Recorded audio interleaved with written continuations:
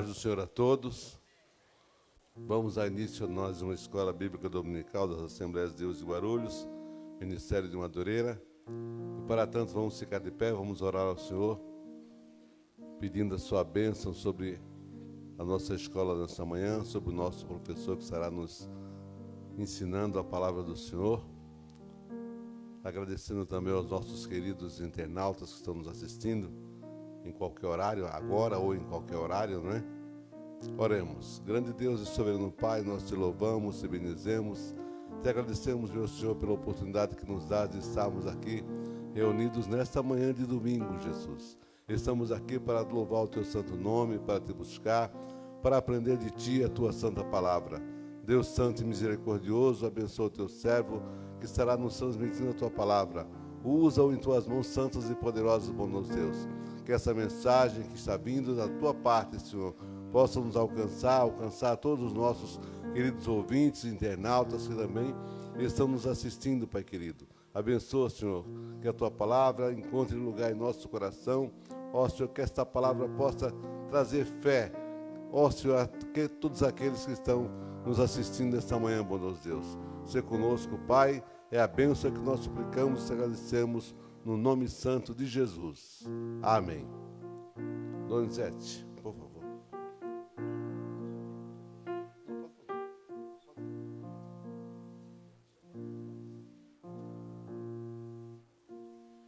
Meus irmãos, bom dia, Pai do Senhor.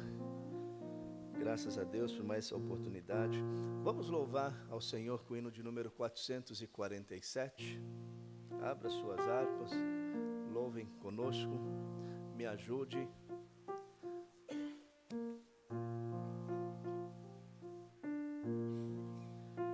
Nasceste de novo, anda já com Deus, pertences ao povo que vai para os céus. Tens a lei escrita no teu coração, em ti já habita a plena salvação. Se o caminho é estreito, a porta é também. Tudo está feito, não demores, vem. No portal da vida, Cristo acharás. Ao findar a lida, lá no céu tu estarás. Já desceste as águas, passaste o Jordão. Tens ainda mágoa no teu coração. Foste batizado como foi Jesus. Segues ao seu lado para o céu de luz. Se o caminho é estreito, a porta é também. Tudo está feito, não demores, vem. No portal da vida, Cristo acharás. Ao findar a lida, lá no céu tu estarás. O poder vindouro recebeste já. Tens o teu tesouro escondido lá. Vida de vitória, vive já com Deus. Marchas para a glória, andas para os céus. Se o caminho é estreito, a porta é também. Tudo está feito, não demores, vem. No portal da vida, Cristo acharás. Ao findar a lida, lá no céu tu estarás. Ao ouvir o brado, eis que Cristo vem. Tens te preparado para dizer amém. Alvo é teu vestido, clara é tua luz. Canta com os remidos, vem Senhor Jesus. Se o caminho é estreito, a porta é também. Tudo está feito, não demores, vem. No portal da vida, Cristo acharás. Ao findar lida, lá no céu tu estarás. Amém. Desculpe os meus erros, meus irmãos. Vamos nos pôr em pé, vamos fazer a nossa leitura da nossa primeira aula desse segundo trimestre já de 2024, onde vamos estar estudando sobre as ordenanças bíblicas. Alguns se perguntam assim, mas por que tantas ordenanças? Conhecemos apenas duas, se falam sempre de duas, mas pegam as demais e joga elas e trate-as de uma forma imperativa. Chame-se a responsabilidade para si. E aí você vai conseguir entender, possivelmente aqui, se aproximar um pouquinho da ideia do comentarista, do leitor, tratando a cada tópico de forma imperativa. Vai ficar mais fácil de entender assim. Mas ainda bem que hoje nós temos o Dias, que vai fazer aqui a abertura do nosso trimestre, vai dar um spoiler das 13 aulas. Não, né, Dias? Estou brincando. Só da primeira, só porque o tempo não nos permite fazer isso. Quem ainda não tem a revista, depois pode estar pegando comigo aqui à frente. Nós ainda continuamos ao custo de R$ 22,00 a revista de alunos e R$ 25,00 a revista do professor. E para você que ainda não pegou, o nosso texto de referência vai estar lá no Evangelho de Mateus, no capítulo de número 3, do verso 13 ao verso de número 17. Mateus, capítulo 3, versículo 13, 14, 15, 16 e 17. Lição 1, do dia 7 de março de 2024, ordenança para crer e descer as águas batismais. Texto áureo. Portanto, ide, ensinai a todas as nações, batizando-as em nome do Pai, e do Filho, e do Espírito Santo. Mateus capítulo 28, versículo 19. Verdade aplicada, o batismo em águas é uma ordenança de Deus e aponta para a nossa união com Cristo. O objetivo da lição é explicar que a salvação é para quem crê em Jesus, ressaltar o simbolismo do batismo e mostrar que o batismo é crer em Jesus e arrepender-se. Texto de referência, façamos uma leitura alternada. Mateus capítulo de número 3, a partir do verso de número 13. Então veio Jesus da Galiléia ter com João, junto do Jordão, para ser batizado por ele, a igreja.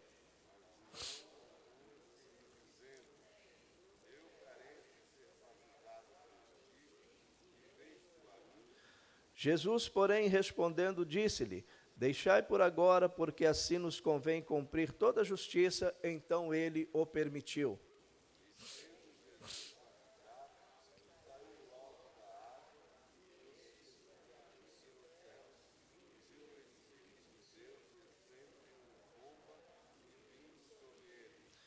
E eis que uma voz dos céus dizia, este é o meu Filho amado, em quem me comprazo.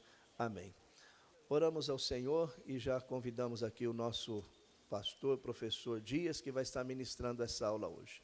Senhor Deus e Pai, nós te agradecemos por essa oportunidade, pedimos, Senhor, a tua bênção, que o Senhor venha usar o teu servo como instrumento na tua palavra, para falar, Senhor, aos nossos corações através do teu Espírito Santo, Pai. Aqueles que estão nos acompanhando também nos lares, que eles possam nessa manhã ser abençoados, Senhor, pela tua palavra, no nome de Jesus. Amém. Bispo, ministro, pastor Dias, tudo bem, meu amigo?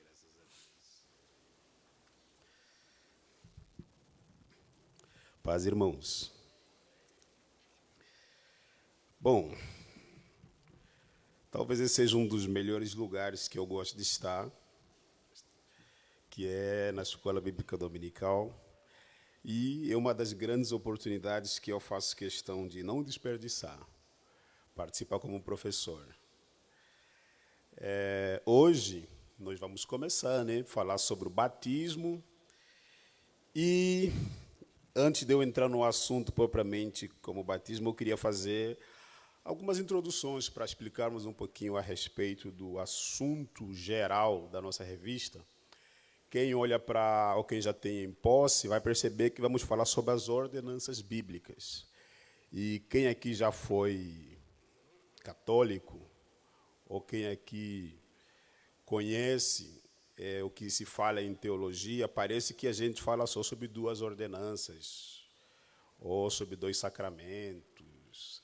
Alguns vão pensar em 7 sacramentos, quem já foi católico.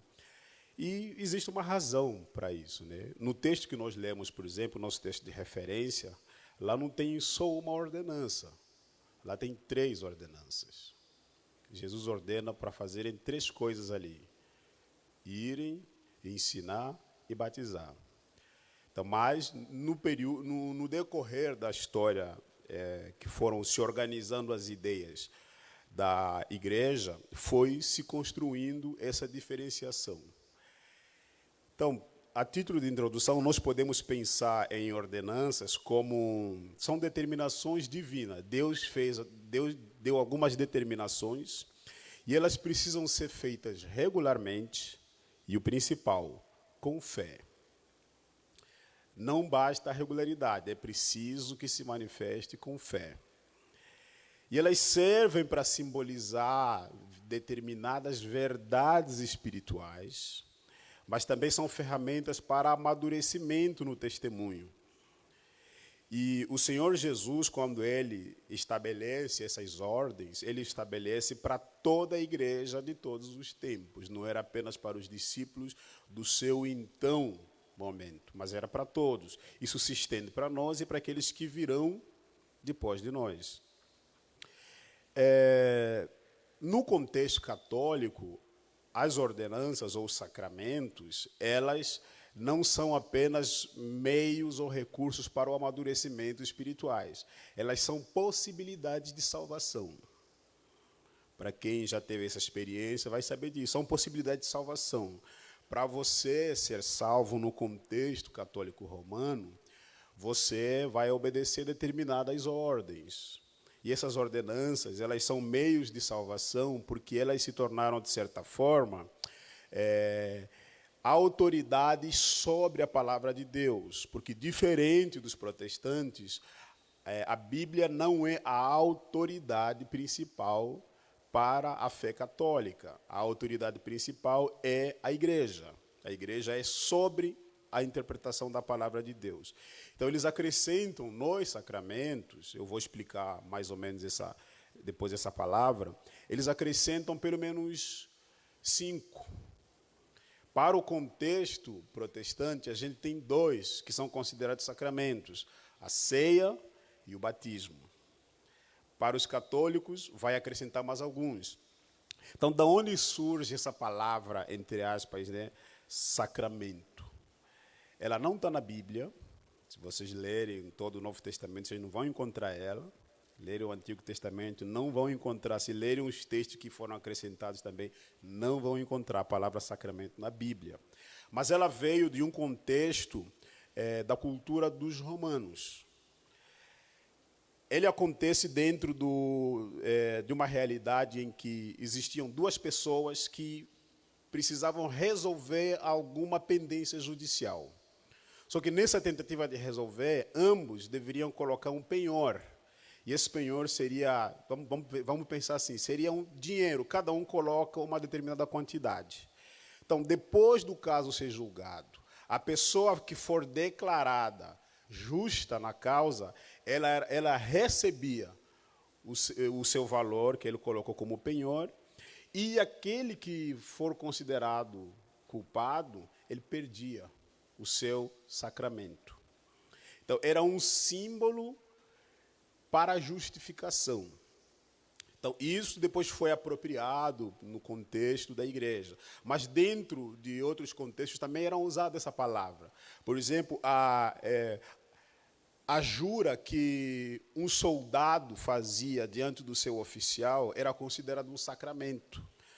Aquele juramento que o soldado faz, que eu vou ser fiel, não vou deserdar, e tudo isso, era considerado um sacramento. Então, dentro da nossa experiência da fé cristã, essa palavra foi apropriada para declarar o compromisso que a gente faz quando usamos, ou quando fazemos os usos das ordenanças de Jesus. E são 2 principais ordenanças que a gente faz o uso no momento dessa declaração: o batismo e a ceia. Então, quando eu decido me batizar, eu estou fazendo uma declaração pública. Então, nessa declaração pública, eu estou colocando um penhor, assim como Jesus também está colocando um penhor. O que ele coloca como penhor? A vida dele. E eu estou colocando também a minha vida. Só que tem símbolos para esse sacramento. No batismo, nós temos o símbolo, e em outros, nós temos o símbolo e o ritual. No batismo, qual é o símbolo do sacramento? É a água. A gente não sabe, isso se tornou um debate muito sério na igreja, nós não temos a determinação do ritual, mas nós temos a determinação do símbolo. O batismo tem que ser com água, não pode ser por osmose. Vai pensando que você se batizou e está batizado. Não, tem que ter água no corpo. Agora, qual é a quantidade da água? Aí é uma briga bem grande. Alguns colocam só um pouquinho na cabeça, outros fazem por imersão. Nós temos relatos no Novo Testamento de imersão, pessoas sendo imergidas na água. E aconteceu com Jesus e com outras pessoas também. Tem um texto famoso do batismo que é do eunuco e Filipe. Ele vê a água e pergunta, tem água ali, o que me impede de ser batizado? Filipe disse, olha, se você crê que o Senhor Jesus Cristo é Filho de Deus, nada te impede. E acontece o batismo ali, ou seja, no sacramento, todos os sacramentos eles são ordenanças, mas no sacramento existem símbolos que representam uma determinada verdade e existem rituais determinados. Na ceia, por exemplo, em outros contextos, a gente brigava muito por causa disso lá em Angola, que em outros contextos que as pessoas não tinham condições, pode parecer meio estranho, mas havia contextos assim que as pessoas não tinham condições de conseguir pão, por exemplo, porque não era uma coisa muito cultural da região. Então, com o que a gente vai cear? Essa era uma briga muito grande. E, através de um determinado descuido teológico, o pessoal ceava com o que dava. Pegava mandioca, batata. E o mais importante, segundo o pessoal, era se reunir em torno de uma memória. Só que não. Quando a gente fala sobre sacramento, o que importa não é apenas a reunião em torno da memória. Existem símbolos determinados. Porque é o que está lá no texto determinado. Porque aqueles símbolos, eles representam uma verdade. Eles trazem à memória uma determinada verdade. O pão, desde antes do Antigo Testamento, do Novo Testamento, ele está representando o corpo. E no Antigo, ele está representando também o corpo que desceria do céu. Então, os símbolos, eles têm importância. Elas são tão importantes quanto o próprio cerimonial. Então, a gente não vai, por exemplo, a gente está vivendo a escassez de água. Vamos batizar as pessoas a seco. Umedece uma toalha e vai limpando o rosto das pessoas. Não, batismo não é isso. Batismo é água sobre o corpo também. Porque esse gesto simboliza uma determinada verdade que precisa ser trazida, não só para quem está participando do rito, mas como para quem está de fora enxergando o rito. Então, é muito importante a gente perceber isso. Então, lá no nosso contexto de Angola, a gente brigou muito por causa disso. Houveram épocas, por exemplo, na igreja em que eu congregava, que era uma igreja muito bem de posse, que o pessoal, por preguiça, preferia simplesmente não providenciar o vinho e o pão. O que o pessoal fazia? Ia para o mercado, comprava uns biscoitos ali, comprava Fanta-uva e estava ceando todo mundo. Então, aí a gente começou a brigar. Falei, não, gente, nós estamos desrespeitando as ordenanças. Nós não estamos levando a sério o nosso compromisso com os sacramentos de Deus. Então, é importante observarmos os símbolos, e principalmente naquelas ordenanças que os símbolos são determinados. No Antigo Testamento, por exemplo, houveram 2 sacramentos que Deus havia estabelecido com o seu povo, que eram os principais, que era a circuncisão e a Páscoa. Você não poderia ser considerado apto para a comunidade do povo, você que era homem, se não passasse pela experiência da circuncisão. E isso era tão sério para Deus, que Deus quase matou Moisés por ele ter vacilado a circuncidar os seus próprios filhos. Então, não é apenas o encontro em torno dos símbolos. Os símbolos, eles apresentam uma determinada verdade que precisam ser lembradas o tempo todo. Então, se perguntarmos o que é sacramento? Sacramentos são ordenanças. São ordenanças que Jesus estabeleceu para o seu povo. E elas se diferenciam das outras ordenanças porque elas são determinadas tanto em termos de símbolo e alguns em termos de rituais. No texto, repito de novo aqui, no texto que nós lemos, por exemplo, Jesus ordena que eles vão evangelizar, ele ordena que eles façam discípulo, mas ele não estabelece, no ato do discipulado, que vai discipular desse jeito e daquele jeito. Não, eles só vão e ensinem tudo aquilo que vocês aprenderam comigo. Como é que eu vou ensinar? O método pedagógico que você vai usar, ele vai depender do público que você vai evangelizar. Então, existem algumas, é que dentro da convenção teológica, a gente não fala sobre muitas ordenanças nesse termo que o escritor propôs, mas faz sentido pensar que existem várias ordenanças que Jesus atribuiu para a sua igreja. Discipulado, evangelização, a oração, por exemplo, em muitos termos da palavra de Deus, ele é apresentada como uma ordem. Vocês têm que orar. São meios da graça, são parte da aliança da graça, que ajudam no amadurecimento e no crescimento do testemunho da fé. São coisas que Deus estabeleceu que, se a gente não praticar, elas não produzem a semente da salvação, mas elas amadurecem a semente da salvação. Imaginem, um cristão que não ora, não prega, não evangeliza, não ensina a palavra de Deus, essa pessoa não está vivendo a vida cristã. Então, a declaração dela mesma de que foi salva, sem que essas coisas sejam a sua forma de existir, não faz muito sentido. Então, é nesse sentido, inclusive, que o evangelista Marcos ele vai dizer, olha, crê no Senhor, seja batizado e será salvo. Existe um determinado sentido teológico que a prática das ordenanças nos salva. Nos salva no sentido prático. Se eu estou vivendo as ordenanças do Senhor, então eu estou afirmando a salvação que eu recebi do Senhor. Se eu não estou vivendo as ordenanças de Deus, a minha declaração é mentirosa.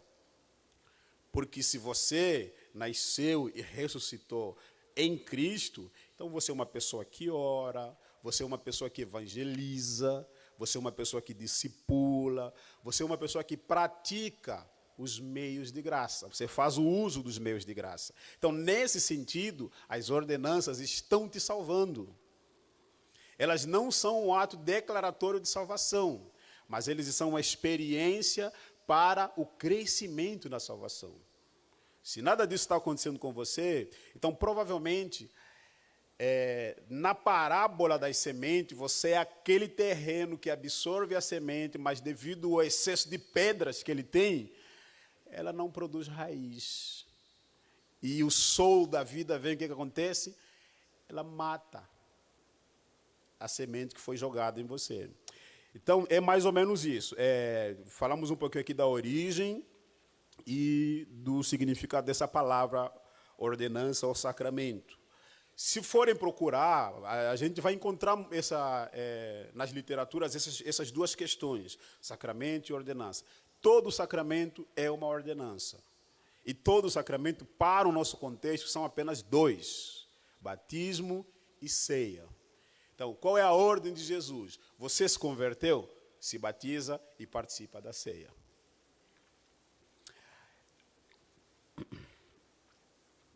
Agora, os sinais que as ordenanças manifestam, elas são importantes da gente lembrar. Por quê? Porque quando eu venho para um culto de ceia, eu não estou aqui apenas para partilhar com os irmãos um pedaço de pão e um bocado de vinho. Não, eu estou aqui para se apropriar de uma coisa que é muito importante, que se chama minha memória, o meu memorial. Quando você se converte, as suas novas memórias de vida não são mais os traços da sua história de pecado. Aquilo morreu. O seu novo memorial, ele agora são a vida, a morte e a ressurreição de Jesus. A cruz é o seu novo memorial. E é isso que você precisa se lembrar enquanto você está vivo, como cristão. E como é que eu não me esqueço dessa verdade? Toda vez que eu me encontro com os irmãos em comunidade, eu participo da mesa do Senhor, eu estou lembrando da minha memória. Essa memória que vivifica minha nova esperança. Qual é a esperança do crente?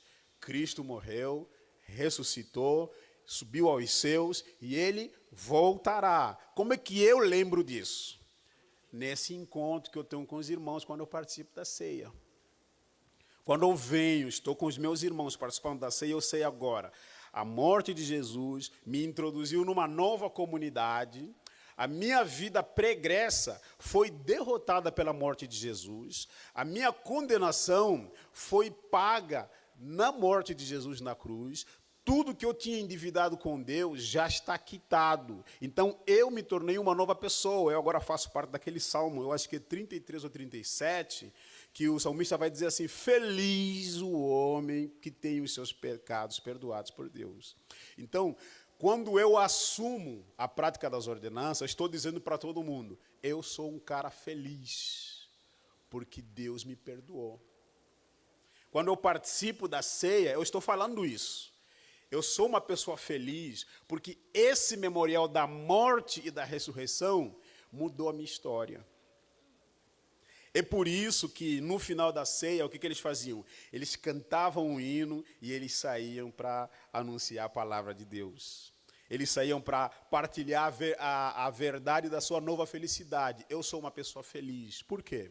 Porque a morte e a ressurreição de Jesus Cristo me resgatou e criou para mim novas memórias. Então, a memória do crente não é mais o passado do seu pecado. É agora. É uma coisa meio estranha. A nossa memória não nos remete apenas ao nosso passado. Ela nos ilumina para o nosso futuro. Eu estou olhando para o passado para ver o espelho que me mostra o futuro. Jesus morreu e ressuscitou, então o céu é o meu lar.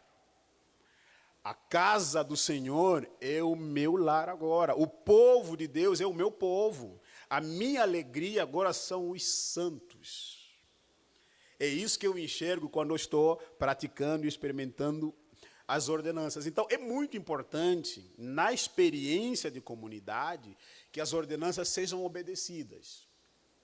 Então, no batismo, quando a gente vai experimentar a ordenança do batismo, a gente fala muito no silêncio daquele banho frio ou quente, dependendo do dia. Nesse silêncio, a gente fala muitas coisas para nós, falamos muitas coisas para as pessoas que estão presenciando a situação e falamos muitas coisas para Deus e para o mundo. Porque se é verdade que dessa ordenança, ou desse sacramento do batismo, a gente está afirmando a nossa nova vida com Jesus, então isso precisou primeiro significar muito para nós antes da gente tomar essa decisão. Veja, em Atos capítulo 8, lá a partir do versículo 36, o eunuco, ele está lendo o trecho de Isaías. Ele veio de uma experiência religiosa. O Filipe vai a seu encontro e fala com ele. Você está entendendo o que está lendo? Aí, depois de toda a experiência, ele compreendendo o significado da leitura que ele estava fazendo, o que ele faz? Olha, tem água aí. O que me impede de afirmar aquilo que nasceu no meu coração? Nada. Então, se não tem nada que me impede de afirmar aquilo que está nascendo no meu coração, o que eu vou fazer? Vou me batizar. Então, o batismo, gente, não é apenas... como nós crescemos e vivemos numa cultura cristã, num país onde culturalmente todo mundo é cristão, às vezes, houveram épocas, não sei se ainda existe assim, que o batismo era um direito do cidadão, por exemplo, na Alemanha. Todo alemão tinha por direito ser batizado. E esse direito, ele era respaldado, por exemplo, pelo imposto que ele pagava, porque existia um imposto religioso para a manutenção da igreja. Então, para esse contexto, o batismo não precisa significar muita coisa. Você não precisa nem ir para a igreja. Se você tem o direito civil de ser batizado, você não precisa ir para a igreja, não precisa ser crente para ser batizado. Basta que quando chegar a hora do batismo, você vai lá e cumpra a sua cota cívica. Você vai lá e é batizado. Diferente da gente, o crente não é assim. O cristão, ele só decide se batizar quando ele se entende como alguém que vai transmitir mensagem. Se você vai fazer algum anúncio, aí você assume, eu quero me batizar. Eu quero afirmar para o mundo aquilo que eu me tornei. Eu quero dizer para todas as pessoas aquilo que eu sou. Então, já falamos um pouquinho aqui da necessidade. Agora, por que eu devo? Eu não sei se isso acontece hoje aqui, né, mas no contexto de onde eu vim, as pessoas tinham muito medo e dificuldade de assumir de pronto o batismo. A pessoa se convertia e pensava assim, não, eu sou imaturo demais para se batizar. E isso era corroborado por uma linha teológica lá de onde eu vim. As pessoas pensavam assim, é justo. Antes de você se batizar, você precisa primeiro adquirir um amadurecimento espiritual. A grande dificuldade era encontrar texto para afirmar isso. Qual texto bíblico determina que batismo é um privilégio de crente maduro? A gente pode procurar no texto bíblico. A Bíblia afirma que o batismo é uma ordenança do crente convertido. Não um privilégio do crente maduro. Mas o batismo é um privilégio para o amadurecimento. Então lá a gente pensava assim, a pessoa para se batizar primeiro precisa amadurecer. Não, precisa se converter. Porque quando a gente supõe que o batismo ele precisa ser privilégio de cristãos amadurecidos, em outras palavras, nós estamos dizendo assim, a salvação é pelas obras. A salvação é pelas obras. Ele só pode afirmar ser crente se as obras dele garantirem o que ele vai declarar com o batismo. Não. O batismo é privilégio de convertidos. E é uma oportunidade para o amadurecimento. É claro que quem se batiza nem sempre está maduro. E não tem problema. Desde que é por isso que a ordem de Jesus é fazei discípulos. Batizem, façam discípulos, evangelizem. Por que existem mestres e pastores na igreja? Para instruírem os crentes que vão sendo trazidos pelo Senhor na comunidade dos santos. Então, a gente pensava e levava isso muito a sério. Eu não sei se é assim que chama aqui eu acho que chama a classe dos candidatos a batismo, né? Lá em Angola, na Igreja Batista, nós tínhamos a catequese. Aqui, catequese você encontra mais no contexto católico. E o que era a catequese? Era a sala onde você, por um ano, aprendia sobre os fundamentos da fé cristã. E depois de um ano aprendendo sobre os fundamentos da fé cristã, você passava por um teste. Se você reprovasse no Enem da igreja, você não passava as águas. Lá era assim, se você reprovasse, você não passava nas águas. Então, a gente não se preocupava em entender o significado do que estava aprendendo. A gente se preocupava em responder às perguntas que seriam feitas no dia da prova. É diferente de discipulado. Então, eu me preparar para responder as perguntas do jeito certo é diferente de entender o significado do que está sendo ensinado. Então, quando eu fui batizado, eu lembro, nós éramos 350 jovens sendo batizados em 2005. Estou já quase chegando aos 20 anos de batismo. E nesse período, ficaram 30 jovens na igreja. Só que esses 30 jovens que ficaram na igreja se tornaram pastores, são obreiros na casa do Senhor. O resto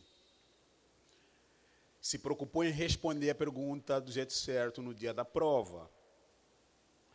Mas era uma forma que os que nos ensinavam passavam para a gente. Você precisava se preocupar em saber responder e não em entender o significado. Então, não é verdade que o batismo é privilégio de crentes amadurecidos. Não. Pessoa convertida. Com que idade seu filho se converteu? 10 anos? Se converteu? Eu faço a mesma pergunta do eunuco. O que me impede de ser batizado se eu me converti? E eu acho que a resposta de Filipe serve para todos os convertidos. Se você crê que o Senhor Jesus é o Filho de Deus, o Salvador, nada te impede de ser batizado. Ah, não, mas ele precisa primeiro... Não, o que ele precisa, que você já percebeu, é a sua responsabilidade como educador cristão pós-batismo. É nosso compromisso, porque assim, o batismo, gente, como símbolo, ele não tem em si mesmo um poder. A pessoa foi jogada nas águas e de repente saiu um super-humano. Não, ele vai ter que viver aprendendo as ordenanças. Porque se ele não aprender as ordenanças, até mesmo a experiência da vivência do batismo vai ser precária. Se ele não passar por um discipulado, se ele não passar por um aprendizado de que uma pessoa batizada precisa aprender a orar, precisa saber estudar a palavra de Deus, precisa se engajar no evangelismo, precisa participar da comunhão, tudo isso ele vai aprendendo com a vida. Agora, esse não é a escola para o batismo. Não, essa é a escola da vida do batizado. Então, se ele se converteu, nada o impede de se batizar. Ele pode ser batizado, sim. Aí, resta para nós a responsabilidade de instruí-lo no caminho do Senhor, ou de fazer com que esse novo convertido floresça. Veja, das primeiras coisas que aconteceram nos primeiros cristãos que foram vindo, não era a preocupação de organizá-los em ordem. Não, era batizá-los. Era fazer com que eles declarassem aquilo que, a verdade que estava por trás do símbolo do batismo.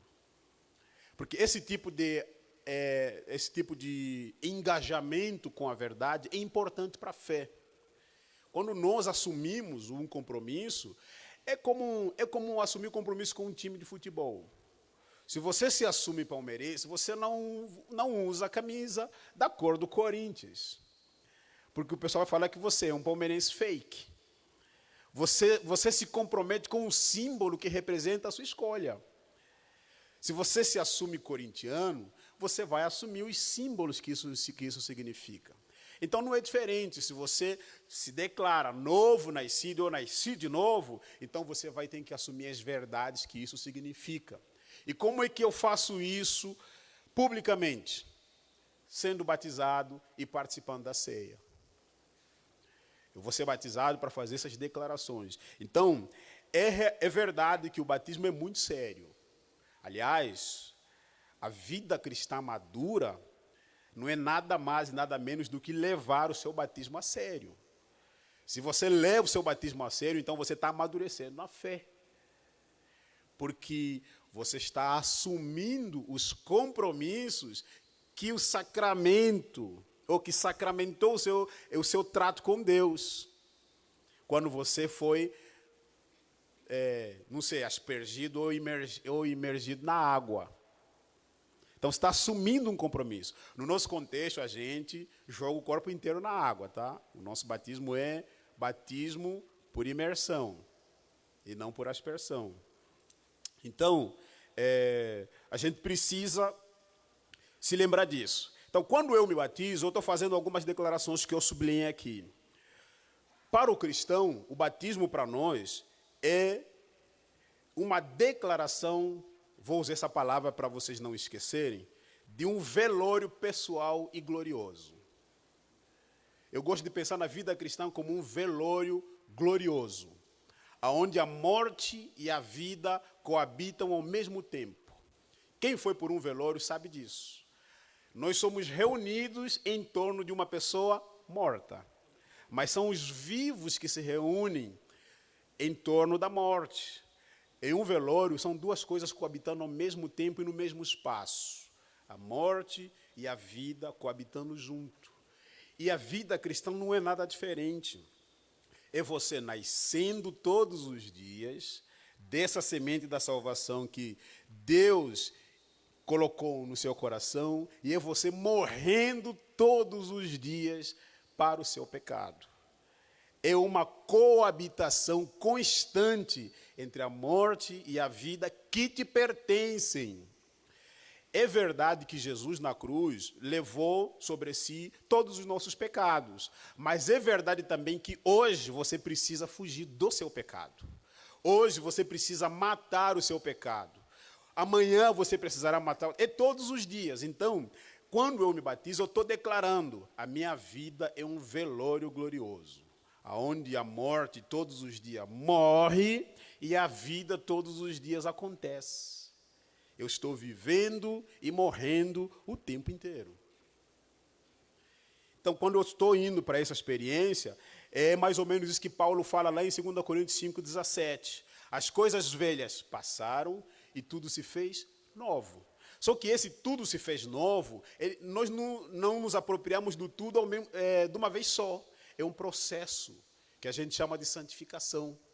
É um processo, tudo se fez novo, mas como? No processo. No decorrer da vida, eu estou morrendo, estou vivendo, estou morrendo, estou vivendo. Então, você é um defunto vivo.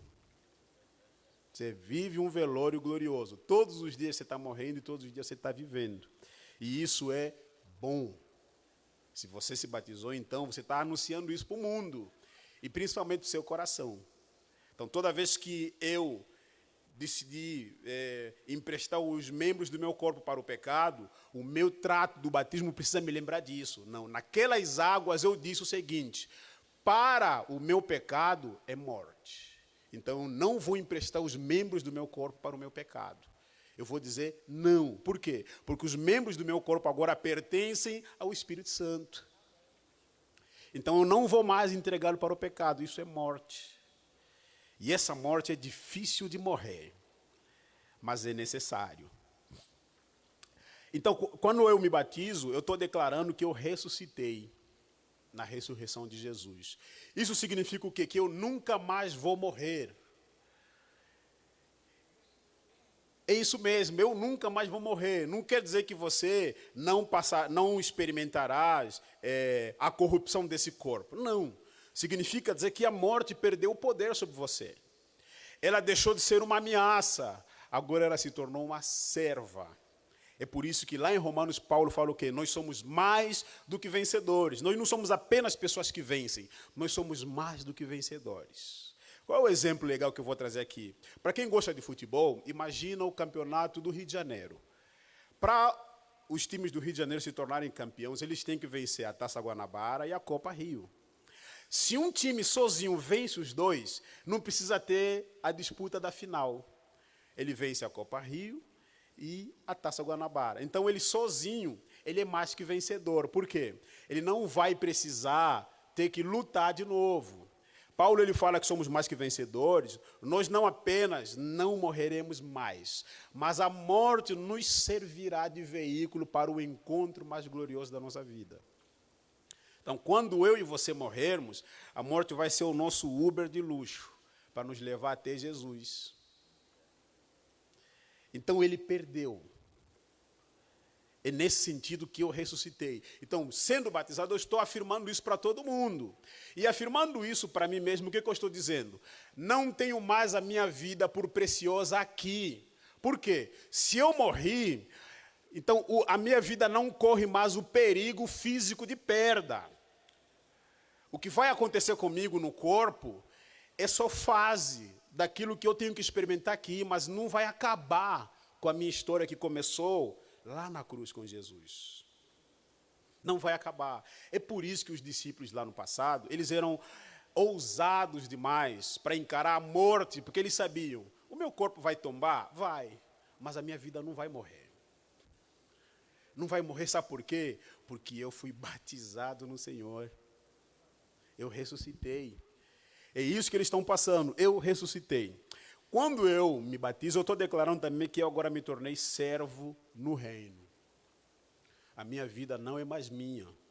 A minha vida é do Senhor e eu existo para as virtudes do reino.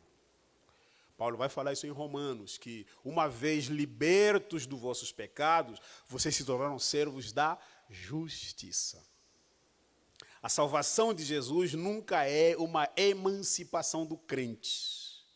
A salvação é sempre uma transferência de autoridade. Antes você era escravo do pecado, agora você é servo de Deus. Você não foi salvo para ser, agora eu sou livre e faço da minha vida o que eu quiser. Não. Você agora é servo de Deus. Você vive para a glória de Deus. Então, se antes nós éramos escravos da injustiça, agora nós somos escravos da justiça.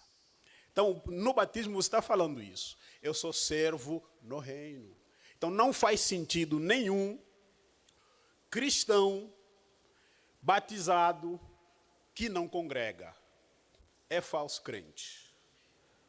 Se você se batizou e você não congrega, e isso, você ainda consegue encontrar argumento para a sua não congregação, você não entendeu o mistério da salvação. Nós não fomos salvos para criarmos o nosso mundo paralelo. Nós fomos salvos para estarmos juntos e misturados na comunidade do Senhor. Quem não gosta de estar junto e estar misturado, vá para o inferno, porque lá cada um com a sua dor e com o seu choro. Porque na igreja é todo mundo junto e misturado. É tão misturado, gente, tão misturado, que a mesa era uma só e o pão era partido. Não era cada um com o seu pão, não, o pão era partido. Então, se você é crente, se batizou, você é servo do reino. Mas você não é só servo do reino, você é membro da comunidade. Você pertence às virtudes que se vê na sua igreja, elas precisam ser reflexo do seu compromisso de fé. As pessoas falam mal da Assembleia de Deus, provavelmente é por culpa sua. Porque a Assembleia de Deus é só um nome. A Assembleia de Deus é uma igreja que não tem presença social em Guarulhos, porque você está muito preso dentro da sua casa. Então, a reputação da comunidade de fé, aonde você participa, ela é fruto da qualidade da sua prática de fé.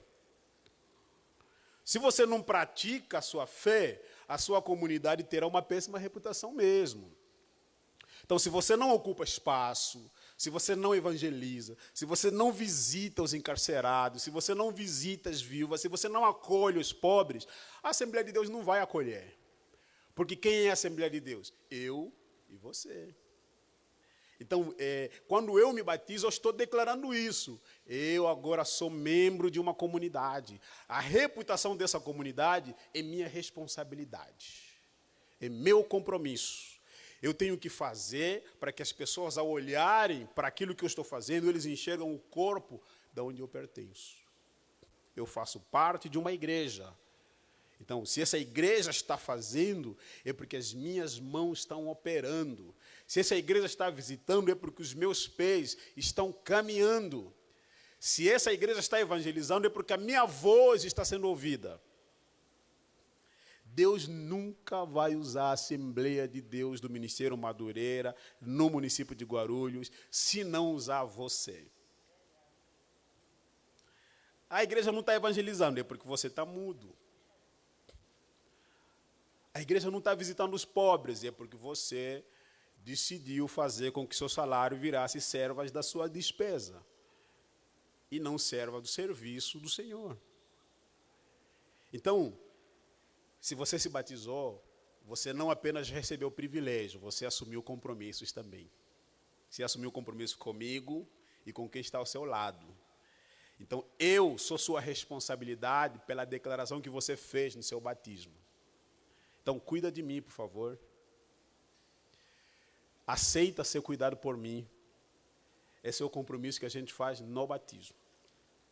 Então, eu vivo uma transformação diária também, quando eu afirmo no batismo que eu fui ressuscitado e salvo em Jesus. Qual é a responsabilidade diária que eu estou vivendo? Essa transformação constante, através do Espírito Santo em mim, que está trazendo para mim uma nova mentalidade. Então, o Espírito Santo que opera em mim, ele produz em mim nova mentalidade. Tem uma frase que eu gosto muito, que foi cunhada aqui no contexto cristão brasileiro. Eu vi muitos em algumas camisetas. Estou em obras. É muito legal essa frase. Todo crente deveria se enxergar desse jeito. Realmente nós estamos em obras. Mas quando você vai numa obra, e você percebe que a obra que está sendo feita, você percebe o destino da obra. É fácil você saber que o que está sendo construído provavelmente vai ser um prédio. Porque quando você vê a forma de como está sendo feita a construção, você tem mais ou menos a ideia do que aquilo vai ser. Então, crente que está em obra não é um enigma. Tipo, a pessoa escreve na camiseta, estou em obra, mas é difícil saber que obra é esse dali. Não, não é um enigma. Se você está em obras, esse esqueleto do que está sendo construído, ele está anunciando aquilo que vai ser o futuro. Quem vinha aqui antes da obra se completar, tinha mais ou menos a ideia do que seria aqui.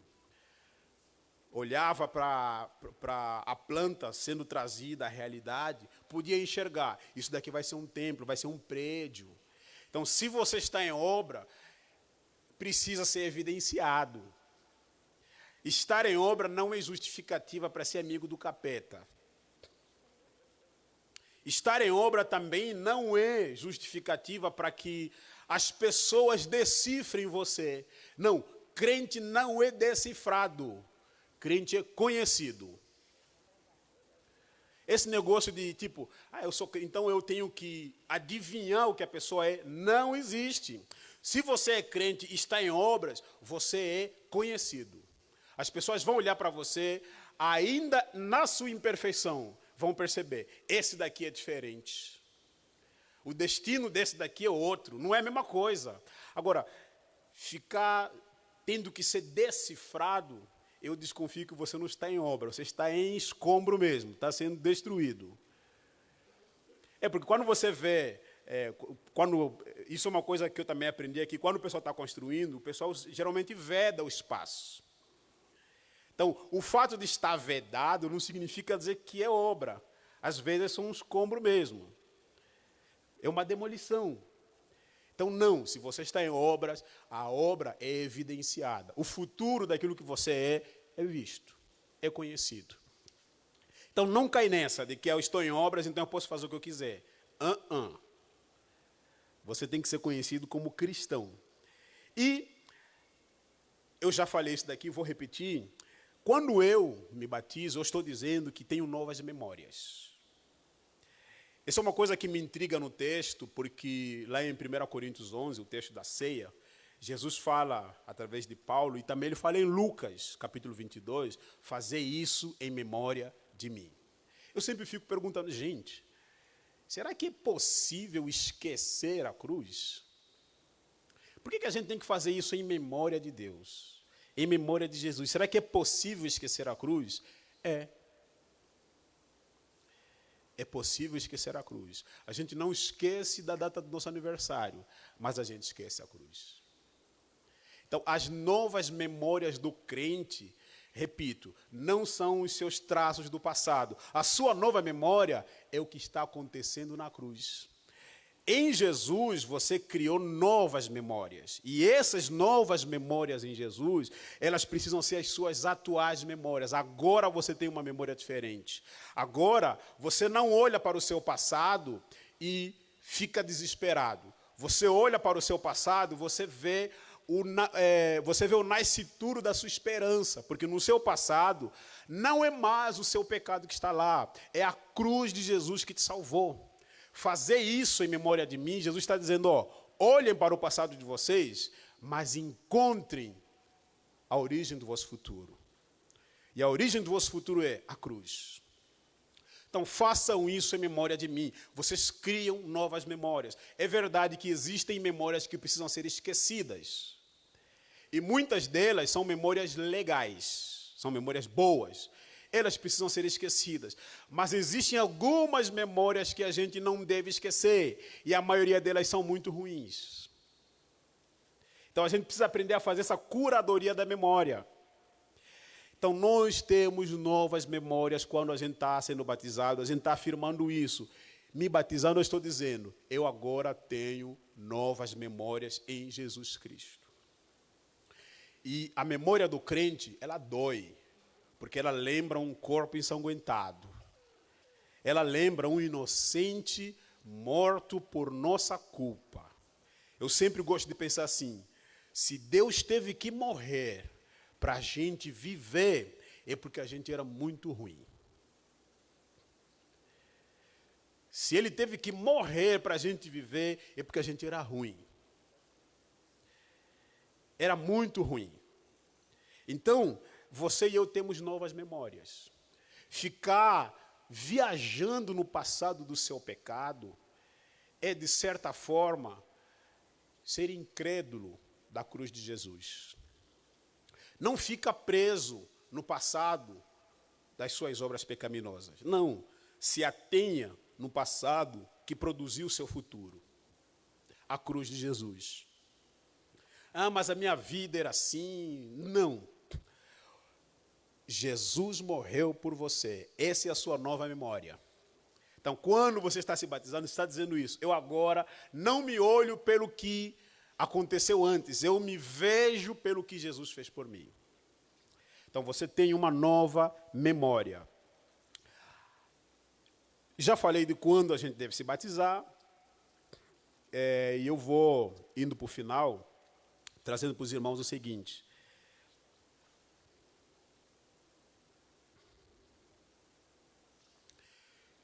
Se eu sou batizado, e se eu realmente, no meu batismo, eu estou falando isso para Jesus e para mim mesmo, que eu agora sou justificado, que eu agora sou salvo, que eu agora tenho uma esperança viva, e que o meu corpo agora serve para a glória de Jesus, então, a forma de como eu lido com as realidades que a minha vida vai enfrentar tem que ser diferente.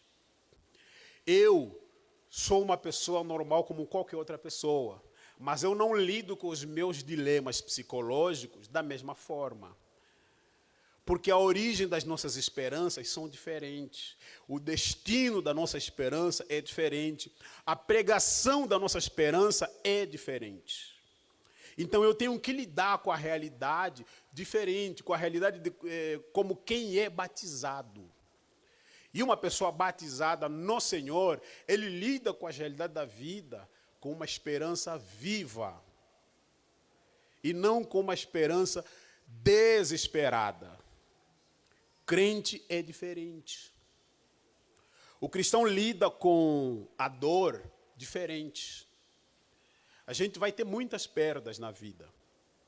Mas a gente tem que lidar com isso de um jeito diferente, porque nós fomos batizados no Senhor. Se eu fui batizado no Senhor, eu fui instruído pelo Senhor que os meus sofrimentos cooperam para o bem de mim. Cooperam para o meu bem. É todas as coisas mesmo, inclusive perda de familiares. Então, eu tenho que saber lidar com isso de um jeito diferente. Cristão batizado não sofre do mesmo jeito que um homem qualquer. Crente batizado no Senhor não lida com o sofrimento de um jeito que qualquer pessoa lida. Nós somos diferentes. As pessoas têm que olhar para nós, olhar o excesso de angústia e dificuldade que a gente está passando, mas não deixarem de perceber em nós a alegria da salvação. Porque nós somos amassados pelas dificuldades da vida, mas nunca desesperados por ela. Eles vão bater na gente? Vai doer? Vai. Mas a alegria do nosso coração, ela sempre se multiplica. Porque todas as coisas concorrem para o bem daqueles que amam a Deus. Eu gosto de brincar que se o crente fosse um herói desses personagens de filmes de herói, do universo paralelo, ele seria o herói mais poderoso de todos os universos, tanto da Marvel quanto da DC. Porque nada abala o crente. Porque assim, quando o crente apanha, ele fica mais forte. Quando ele bate, ele fica mais forte. Não tem circunstâncias do crente em que ele fica fraco. Porque quando ele está muito fraco, é lá onde ele está fortalecido pelo Senhor. Então, ele seria o herói mais poderoso de todos os universos dos super-heróis. Então, quanto mais ela apanha, mais forte ele se torna.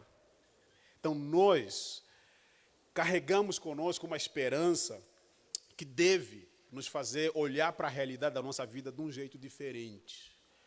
A gente vai sofrer e vai sofrer muito. Sabe por que o crente sofre muito? Porque o crente tem um compromisso com uma palavra chamada amor. Gente, se nós tivéssemos a incapacidade de amar, nós teríamos o poder do não sofrimento. Você só sofre porque você ama. Não é à toa que você receber a mesma notícia, mas com personagens diferentes, o seu comportamento é totalmente outro. Alguém aqui assiste aquele programa do Datena? Alguém assiste? Para de assistir, pelo amor de Deus. É muito sangrento aquele negócio. Mas veja só, a forma de como você recebe a informação da morte de um desconhecido, você recebe tomando café, você recebe assistindo jogo, você recebe se entretendo nas redes sociais. Agora, substitua assassinato de um desconhecido com o do seu filho. Está vendo? Até a irmã disse, misericórdia. Você não vai olhar para o celular, você não vai tomar o café. Sabe por quê? Porque o afeto envolvido é diferente. Então, crente, como ele é uma pessoa que vive no compromisso de amar, ele vai sofrer mais. Por causa desse privilégio de amar as pessoas. A gente, às vezes, chora por pessoas que não conhece. A gente perde noite orando, desesperado, para que Deus salve pessoas que a gente nem conhece. É impressionante que você vê, quando os cristãos criam uma corrente de suporte, de ajuda. Gente, é maravilhoso e impressionante. Você vê, nossa, como é que esses desconhecidos se envolvem e se engajam tanto nos problemas dos outros? É amor.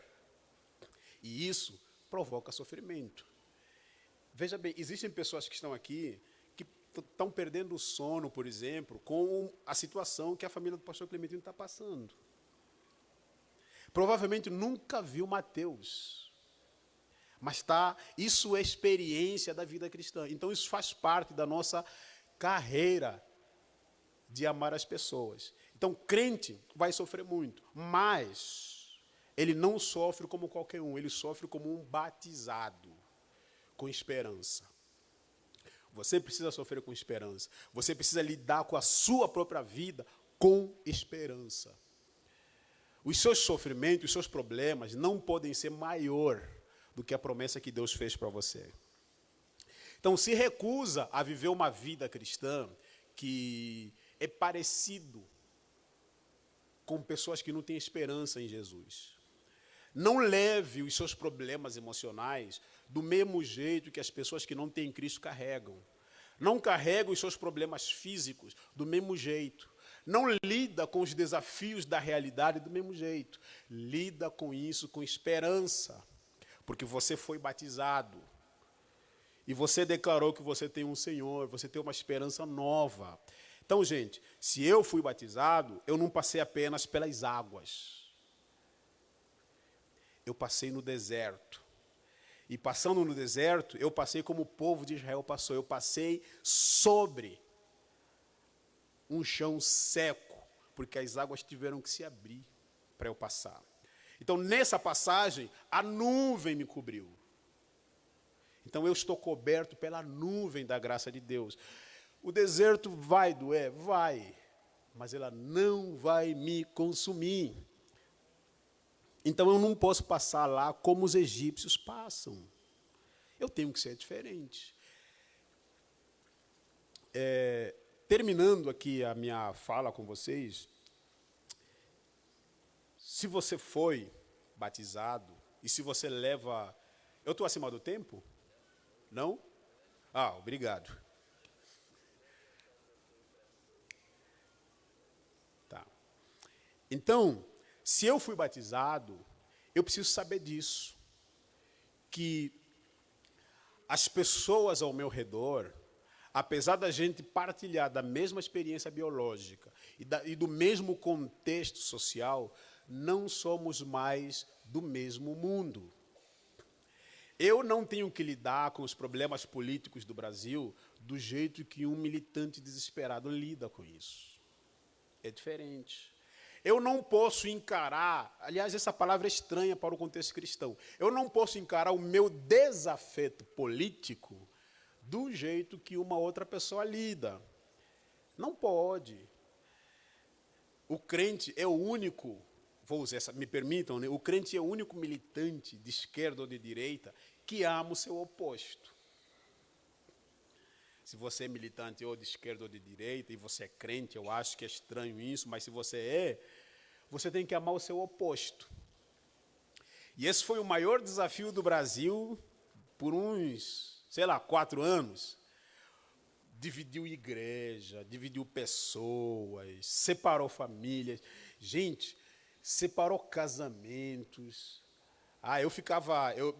Me perdoem a minha confissão, quando eu ficava sabendo que tinham pessoas casadas se separando por política, eu falava, Deus, muito obrigado por eu não ser brasileiro. Porque, gente, pelo amor de Deus, como é que a gente pode chegar a isso? E quando isso entrou dentro do contexto de igreja, gente, até hoje existem igrejas que saíram das convenções. Existem igrejas até hoje que acham que estão... que a eleição é no dia seguinte. Ficaram presos naquele limbo. Por quê? Porque a gente está lidando com a realidade como quem não foi batizado. Está errado. Se você foi batizado no Senhor, você ama o seu desafeto político. E se você foi batizado no Senhor, você não é um militonto. Aquele que mata por política. Não, aquele que idolatra político. Você não é um militonto. E a nossa militância não é a mesma coisa. A igreja, ele é um corpo militante. Nós militamos por justiça, nós militamos por amor e nós militamos pela causa do reino de Deus. É diferente. Mas quando a gente faz isso, se necessário, a gente abraça até o assassino dos irmãos, como Paulo. O apóstolo Paulo, quando ele se converteu em missões. E a missão dele era matar crente. Quando ele se converteu, sabe qual foi o primeiro gesto da igreja? Provar que eles eram batizados. Como? Abraçar o inimigo. Porque esse que era nosso inimigo, agora é um vaso valoroso para o nosso Senhor. Então a gente é diferente. Precisamos levar o nosso batismo a sério. Se a gente levar o nosso batismo a sério, a gente vai se lembrar das declarações que a gente fez ao aceitar o batismo. E se lembrando dessas declarações que a gente fez ao aceitar o batismo, o que vai acontecer? A gente vai viver a graça de Deus na prática. Então, coisas que não são admitidas para uma pessoa que é batizada. Não é admitido para uma pessoa que é batizada reclamando do presente pela nostalgia do passado. Sabe aquele irmão que fala, na nossa época. Meu irmão, Deus ainda não te enterrou. É sua época também. No passado as coisas eram melhores, é porque no presente você piorou. É por isso que as coisas pioraram. Eu não vou lembrar o capítulo nem o versículo, mas Salomão fala isso em Provérbios, que se você fica falando que no passado as coisas eram melhores, ele usa uma palavra que é meio desrespeitosa. Se você fica falando que no passado as coisas eram melhores, é porque você é um tolo. Porque você está no presente. Por que as coisas pioraram? Se o você nostálgico é o mesmo que vive a saudade. Para de viver a saudade. Abraça o compromisso do batismo. No passado a nossa igreja era avivada. Bom, no presente você está morto. É por isso que a igreja está morrendo. Então o que você tem que fazer? Volta a viver. No passado, as pessoas quando vinham para a igreja, não ficavam falando muito aqui na hora do culto, o pessoal chegava e dobrava joelho, aí o fogo descia e o culto era uma beleza. Então é simples, para de falar, ajoelha. Não é mais fácil? Se é verdade que no passado as pessoas se ajoelhavam para orar, e no presente você está em pé conversando com o irmão, ou talvez atrapalhando o irmão que queria se ajoelhar, não é melhor você parar de falar e começar a ajoelhar? É mais fácil, né? Tipo, você vai trazer a experiência do passado no presente, se você se comportar positivamente como você se comportava no passado positivamente. Então, não é admitido para o cristão batizado a nostalgia por causa do erro que está acontecendo no presente. Não. Se você é um crente nostálgico, então que essa nostalgia te motive a fazer coisas diferentes no presente. Não fica naquele discurso, sabe, no passado, já não se faz crente como antigamente. Pois é, irmãos. Pois é, já não se faz crente como antigamente. É por isso que você é crente hoje. Porque não se faz mais crente como antigamente. Então, assuma. O avivamento da igreja, ela depende disso. Do crente levar a sério o seu batismo. E é muito fácil, gente. É só a gente realmente assumir o compromisso. Se eu levar a sério o meu batismo, vejam, no passado, uma das coisas que era muito característica, isso não é só no passado recente, tá? É há muito tempo também. Uma das coisas que era característica para as famílias cristãs é que as famílias cristãs eram conhecidas pelos salmos que cantavam, pelos hinos que cantavam nas reuniões, nas próprias casas, e principalmente pelo comportamento estranho daquelas línguas estranhas e barulho que eles faziam quando estavam reunidos todos em casa. E hoje, curiosamente, os vizinhos estranham o silêncio dos crentes. Ué, cadê os crentes? Antigamente eles faziam muito barulho, agora não fazem mais. É por isso que não se faz mais crente como antigamente, porque o crente parou de fazer barulho em casa.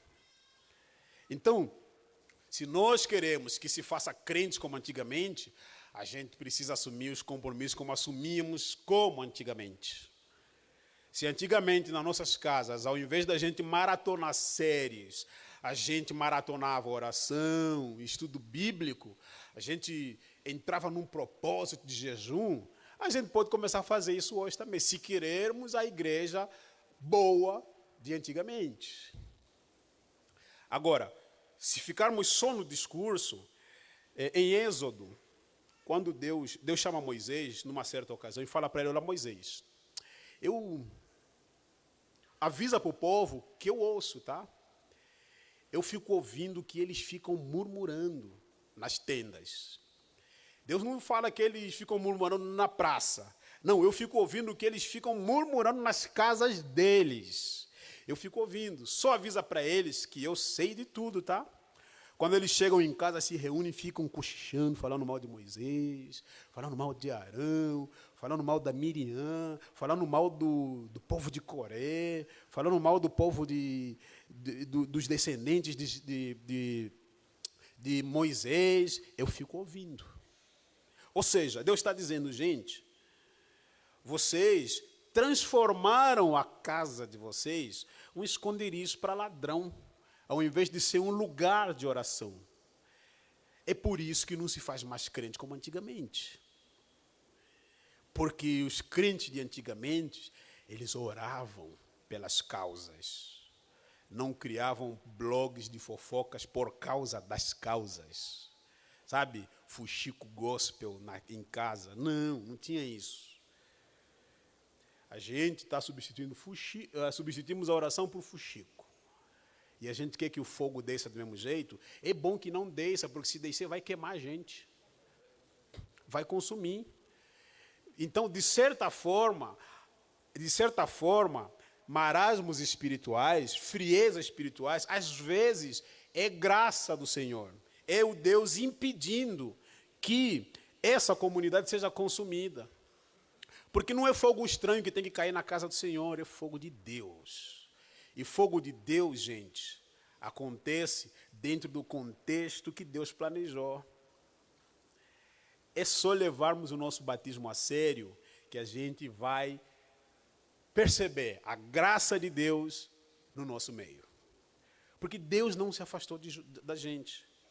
Sabe, às vezes dá essa sensação mesmo. Eu não sei se vocês já viveram essa experiência ou se vocês são honestos com vocês a esse ponto.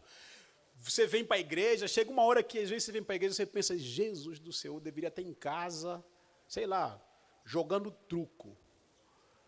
Porque eu aqui, pelo amor de Deus, eu não consigo ver a graça de Deus e a fofoca que rola entre os irmãos aqui ao meu lado me incomoda demais. Tem horas que você vem para a igreja, dá vontade de sair da igreja. Já aconteceu isso comigo, mas não é culpa dos irmãos. É culpa minha mesmo. Às vezes, a gente vem muito para a igreja a gente carrega essa normalidade da irreverência. Não paramos para refletir sobre o que vai acontecer no nosso encontro na igreja. Não nos preparamos para o culto em casa. Sabe, você sair de uma discussão séria com o vizinho, porque ele estacionou bem no seu portão. Sair daquela discussão séria que só não chamaram a polícia porque você não ia dar tempo para vir para a igreja. Aí você vem correndo da discussão, suado com aquele calor da briga, chega aqui, a paz do Senhor, irmãos. Você nem parou para namorar o Senhor em casa, você quer se relacionar com Ele na igreja? Não faz sentido. Então, muitas vezes, o que acontece no nosso contexto aqui de comunidade não é culpa do púlpito, não é culpa de quem está ao seu lado. Muitas vezes é que você se deixou levar pelos males do seu dia a dia. Você deu espaço e deu vazão para que o inimigo roubasse a sua consciência espiritual. Nós precisamos prelúdios culticos. Só que prelúdios culticos não acontecem aqui, é em casa. E não é no domingo de tarde, é na segunda de madrugada. Segunda, terça, quarta, quinta, sexta, sábado e domingo. Esses são os prelúdios do nosso encontro. Se a gente levar a sério o nosso batismo, a gente vai ver como, se você acha que está diferente, você vai ver como vai mudar o culto. Só faça isso. Se não dá certo, pode vir falar comigo. Experimenta. Você vai perceber que vai mudar muito. Aquilo que você fica percebendo, você vai perceber que vai sumir. Porque às vezes a gente está olhando para a igreja, o que nós estamos vendo não é o cisco do olho da igreja.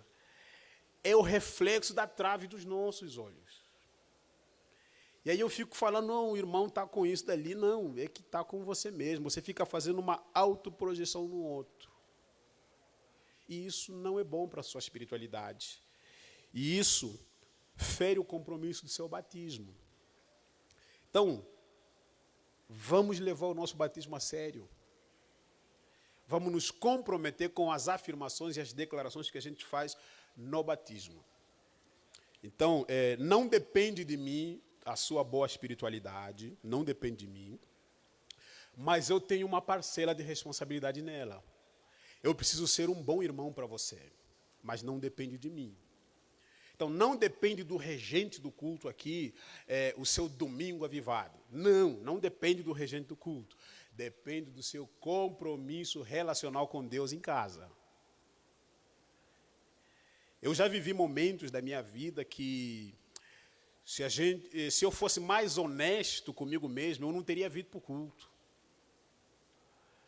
Porque, gente, imagina, você passa por uma situação... se a gente se comportasse do jeito que se comporta muitas vezes com as pessoas mais próximas da gente, se a gente se comportasse do mesmo jeito que nos comportamos com Deus, quer ver um desafio? Atribua ao seu casamento o mesmo compromisso que você tem com Deus. Vê o quanto ela dura. Vê o quanto seu casamento dura. Se o seu compromisso com Deus for digno de você atribuir esse compromisso para o seu casamento, então continua vivendo desse jeito. Agora, se a forma de como você lida com Deus não é o jeito digno de você lidar com a sua esposa ou com o seu esposo, não abraça meu conselho não, porque você vai acabar com o seu casamento. Mas então pensa no seguinte: a forma de como você lida com Deus, aplica isso para o seu relacionamento. Como é que fica? Será que o seu casamento prospera? Terminando aqui, alguém disse assim: se você fosse pago em dinheiro, por cada quantidade de zelo que você tem para com Deus, quanto de dinheiro você acumularia hoje? Quanto de capital você teria? Você seria rico? Ou você ia estar dependendo do Bolsa Família do céu? Você estaria no negativo? São coisas assim, são coisas meio bestas, mas legal para a gente refletir. Porque imagina que você vai ser pago pela qualidade da sua fé. Quanto será o valor? Então carrega isso contigo. Se você foi batizado, se responsabiliza pelo seu batismo. Assuma, porque viver uma vida cristã madura e produtiva não é nada mais e nada menos do que levar a sério o seu batismo. Então, que Deus nos ajude, que Deus continue nos abençoando. Amém? Muito obrigado, irmãos.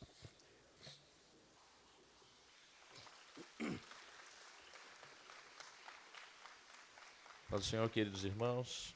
Bom dia. Amém? Amém, né? Depois a gente ter apertado bastante, fica até difícil de falar amém, né? Ok, queridos. Obrigado ao pastor Reverendo Dias pela aula que nos trouxe, né? E semana que vem continuam, então, a nossa lição, né, sobre ordenanças. E aí nós vamos tratar na semana que vem sobre a ceia, ordenança para participar da ceia do Senhor. Houve algum spoiler aqui que o pastor Dias nos deu, né, sobre a ceia. Semana que vem nós vamos aprofundar o assunto para que nós possamos reafirmar, né, esses fundamentos da nossa fé em Jesus Cristo, né? Muito bem. Temos visitantes hoje que queiram se manifestar. Eu sei que chegou vários irmãos já para a ceia, né? São bem-vindos também, todos os irmãos que estão aqui. Não? Alguém atualizou a versão essa semana? Ficou mais novo? Também não? Também não. Então nós vamos ter o nosso culto de ceia agora pela manhã, logo após a EBD, já, 10h30. E à noite também temos culto de ceia. Vamos trazer, quem vier à noite, vamos trazer o nosso quilo de alimento não perecível, né, para nós ajudarmos na assistência social da nossa igreja, né? Quem já chegou agora para o culto, se trouxe, muito bem. Se não trouxe, né, quiser vir à noite, traga o seu quilo para ajudar a abadeguar. Amém? Muito bem. E vai ter transmissão, né, pelas redes sociais. À tarde, às 16 horas, tem ensaio com a orquestra. Às 17h30, com o Madrigal. Às 18h, com o Maranata. Ok? Aproveitando, agradecer aos irmãos que oraram também pela nossa cantata, né, que foi uma grande bênção, tanto na igreja da IBUB, quanto aqui na nossa igreja semana passada. Foi uma grande bênção. Nós agradecemos a oração dos irmãos e continuem orando por nós, né, para que nós sigamos aí fazendo a obra do Senhor com alegria, né, e com esforço, empenho e dedicação. Amém? Vamos nos colocar em pé, então. Temos pedidos de oração, vou citar alguns aqui. A nossa irmã, esposa do Vitinho, a gente continua orando por ela. A filha da nossa irmã Raquel. A irmã Raquel está aqui com a gente, está curada, graças a Deus, né? Nosso irmão Wagner, também continuamos orando por ele. O nosso irmão Irineu, a minha tia Ivete, nosso irmão Eliseu, o pastor Ari, o Robinho, a nossa irmã Nora Ney, estou vendo o irmão João aqui, né? Também continuamos orando pela nossa irmã Nora Ney. A filha do pastor Sérgio, a nossa irmã Daci, né, que acho que estava hospitalizada ontem, salvo engano, né, e que é a esposa do pastor Jailson, o Mateus, né, o neto do pastor Clementino também, nós seguimos orando por ele, o pastor Emboaba e a nossa irmã Maria Emboaba, que aliás foi socorrida agora há instantes atrás com sangue pelo nariz. O Eduardo, meu cunhado, acabou descendo lá na casa deles, que aqui é nessa mesma rua nossa, né, para levá-la ao hospital. Vamos orar por eles, que eles estão enfermos. E os demais pedidos, né, que temos orado domingo a domingo, às quartas-feiras também, né, é orado também por bastante pedidos. Nós seguimos orando por esses irmãos também que estão carentes de cura, né, e vamos continuar orando também pela paz, né, lá no Oriente Médio, né, que a coisa está cada vez mais complicada. Amém? Vamos orar então? Oi? Sim. Isso. O pai está dizendo aqui para nós convidamos os irmãos que vieram para a ceia para estarem conosco a partir do próximo domingo, né? Serem alunos assíduos da nossa escola, porque você vai ser bastante edificado, né? Como você pegou um trechinho hoje da aula, deve ter notado que a gente tem um ensino, né, bem fundamentado na palavra, sério, né, que nos aperta mesmo, e é para apertar, para a gente realmente ser um cristão melhor a cada dia, né, para que a gente chegue aos céus, né, já na estatura de varão perfeito lá, né, mas por enquanto vamos no caminho, né, melhorando a cada dia. Né. Vou pedir para o pastor Vitor Gadelha fazer a oração final, pode ser, pastor? E por esses pedidos, e nos dar a bênção apostólica também, por gentileza. Paz do Senhor, irmãos. Querido e fiel Senhor, te damos graças por esse encontro, por essa reunião, Senhor, pela Tua palavra, Senhor, que tem instruído a Tua igreja. Nos ajuda, Senhor, a colocá-la em prática, como foi ensinado hoje, a cada dia reafirmar e mostrar a seriedade do compromisso, Senhor, que tivemos contigo através do batismo, Senhor. Abençoe cada um dos seus servos que agora vão cultuar o Teu nome, Senhor, celebrando, Senhor, a Tua morte, a Tua ressurreição e a Tua vinda, Senhor, na ceia do Senhor. E eu te peço, Senhor, visita aqueles que estão sofrendo, Senhor, visita cada pedido que foi apresentado. O Senhor é um Deus de amor, é um Deus de providência, um Deus que cuida, é um Deus de milagres, Senhor. Por isso nós não cessamos, Senhor, de continuar colocando na Tua mão poderosa nossas causas, nossos irmãos e nossas necessidades. Abençoe os que acompanharam essa aula pela internet, seja conosco, nos ajuda a continuar te servindo com alegria e dando fruto para a glória do Teu nome. Em nome do Seu Filho amado, eu agradeço. Amém. Que a graça maravilhosa do Senhor Jesus Cristo, o amor de Deus e a comunhão do Espírito Santo seja com toda a igreja unida, que diz amém. Deus abençoe a todos.